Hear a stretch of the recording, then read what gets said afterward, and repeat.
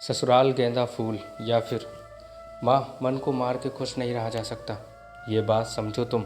श्वेता अपनी माँ शैलजा जी से बोली। तो मैं कौन सा उसका मन मार रही हूँ? जो चाहती है वो कर तो रही है। शैलजा जी तुनक कर बोली। ये मन मारना ही तो है माँ। भैया को ऑफिस से घंटों अपने पास बैठाए रखना, उन दोनों को कहीं बाहर ना जाने देना। नई शादी हुई है उनकी, एक दूसरे के साथ समय बिताएंगे तभी तो खुश रहेंगे, वरना उनके दुखी रहने से क्या ये घर खुश रह पाएगा? सोचो आप। श्वेता बोली। मतलब मुझे ये लगता है मेरा बेटा मेरे पास बैठ समय बिताता है तो ये गलत है। उसे आते ही अपनी बीवी के पास चले जाना चाहिए। फिर मेरा क्या, मैं तो घर में अकेली पड़ जाऊंगी ना, एक बेकार फर्नीचर की तरह। शैलजा जी बोली। उफ माँ, आप कहाँ की बात कहाँ ले जाते हो। मैं ये नहीं कह रही कि भैया आपके कमरे में ना सीधा भाभी के कमरे में जाएं, पर थोड़ी देर बाद उन्हें भेज दिया करो ना। कभी कभी दोनों को खाना साथ खाने दिया करो। आपके पास भाभी सारा दिन रहती हैं, उनसे बात किया करो, आपका भी मन लगा रहे और उनका भी। श्वेता फिर बोली। उस कल की आई से क्या बात करूं मैं? मेरा बेटा मुझे समझता है, मुझसे बात कर उसे भी खुशी मिलती है। शैलजा जी बोली। वो कल की आई अब ज़िंदगी भर यहीं रहने वाली है माँ। मैं अपने ससुराल में हूँ, भैया सारा दिन जॉब पर रहते, बची कौन आपके पास? बस भाभी। उन्हें दिल से अपनाओगी तो वो भी आपको अपनाएंगे, वरना एक गांठ पड़ जाएगी आप दोनों के रिश्ते में, जिससे भैया सबसे ज़्यादा परेशान रहेंगे। श्वेता फिर बोली। तो तेरी नज़र में मुझे क्या करना चाहिए? शैलजा जी ने बेटी से सवाल किया। आप भाभी को मेरी तरह अपने सुख दुख का साथ बनाओ।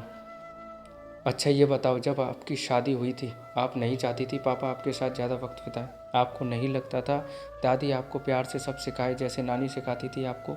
क्या मन की पूरी नहीं होने पर आप खुश रहती थी? श्वेता ने माँ से कहा। अरे तेरी दादी तो चाहती ही नहीं थी तेरे पापा उन्हें छोड़ मेरे पास आएं, और कोई गलती होने पर कितना सुनाती थी वो मुझे। सिनेमा का कितना शौक़ था, पर तेरी दादी ने कभी जाने ही नहीं दिया कि बहुएं अच्छी नहीं लगती ऐसे सिनेमा देखने जाते हुए। शैलजा जी जैसे अतीत में खो गई। माँ, आपको नहीं लगता आप भी कहीं ना कहीं भाभी के साथ यही कर रही हो? श्वेता माँ की गोदी में लेटती हुई बोली। ओह सही कहा तूने। कम उम्र में तेरे पापा मेरा साथ छोड़ गए, अकेले तुम्हें पाला पोसा, तुम्हारी शादी बाद तुम दूर चली गई जो स्वाभाविक है, पर मुझे लगने लगा कहीं सलब भी मुझसे दूर ना हो जाए। शादी बाद अपने इसी स्वार्थ में मानसी के साथ तो अन्याय कर ही रही थी, साथ साथ सलब के साथ भी। शैलजा जी बोली। माँ, हम सब आपको बहुत प्यार करते हैं, आपने हमारे लिए जो त्याग किए सब याद है हमें।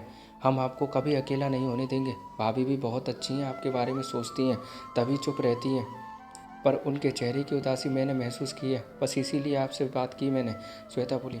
मुझे अपनी गलती का एहसास है बेटा, साथ ही ये खुशी भी है कि मेरी लाडो इतनी समझदार हो गई है जो अपनी माँ को गलत करने से रोक रही है।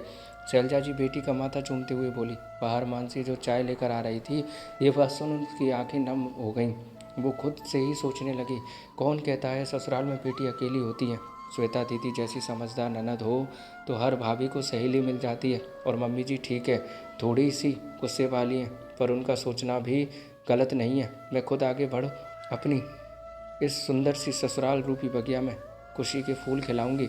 लीजिए मम्मी जी, दीदी चाय पीजिए। कमरे में मानसी बोली। आइए ना भाभी, आप भी हमारे साथ पीजिए। श्वेता बोली। वो दीदी खाने की तैयारी करने की सोच रही हूँ, मम्मी जी की पसंद की लौकी के कोफ्ते बना लो।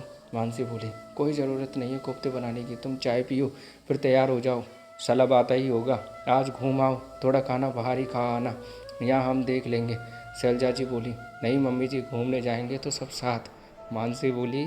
नहीं भाभी, आपकी नई शादी है, आपको भैया के साथ अपना रिश्ता मजबूत करना चाहिए, उनके साथ समय बिताना चाहिए।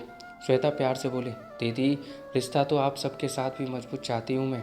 मानसी श्वेता का हाथ पकड़ते हुए बोली। देखा माँ, कितनी समझदार भाभी है मेरी। श्वेता भाभी को प्यार से गले लगा बोली। हाँ तो बहू किसकी है आखिर? शैलजा जी हंसते हुए बोली।